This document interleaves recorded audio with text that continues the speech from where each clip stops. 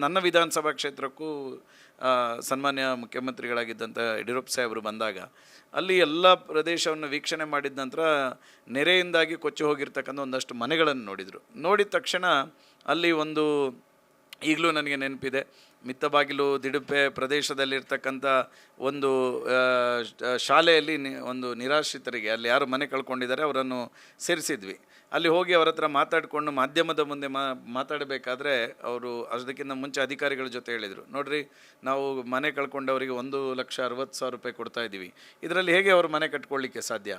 ಇಲ್ಲ, ಇದು ಸಾಧ್ಯ ಇಲ್ಲ, ನಾವು ಇದಕ್ಕೆ ಹೆಚ್ಚು ಮಾಡಬೇಕು ಅಂತೇಳಿ ಅಧಿಕಾರಿಗಳ ಜೊತೆ ಮಾತಾಡಿದರು.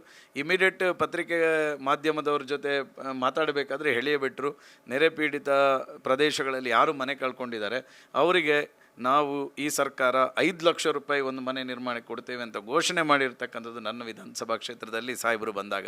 ಪ್ರಾಯಶಃ ಈ ರೀತಿ ಒಂದು ಯೋಚನೆಗಳನ್ನು ತಕ್ಷಣಕ್ಕೆ, ಒಂದು ಜನರ ಸಮಸ್ಯೆ ಜನರ ಕಷ್ಟ ಅಂತ ಬಂದಾಗ ಅದಕ್ಕೆ ತಕ್ಷಣ ಯೋಚನೆ ಮಾಡಿ ಅದಕ್ಕೆ ಏನು ಶಕ್ತಿ ತುಂಬತಕ್ಕಂಥ ಕೆಲಸ ಕಾರ್ಯಗಳನ್ನು ಮಾಡ್ಬೋದು ಎನ್ನುವಂಥದ್ದನ್ನು ಯೋಚನೆ ಮಾಡತಕ್ಕಂಥ ಸಾಮರ್ಥ್ಯ ಇರತಕ್ಕಂಥ ನಾಯಕರು ಸನ್ಮಾನ್ಯ ಯಡಿಯೂರಪ್ಪನವರು. ಪ್ರಾಯಶಃ ಅವತ್ತಿನಿಂದ ನಮ್ಮ ವಿಧಾನಸಭಾ ಕ್ಷೇತ್ರದ ಅನೇಕ ಯೋಜನೆಗಳಿಗೆ ಅನುದಾನಗಳನ್ನು ಕೊಟ್ಟರು.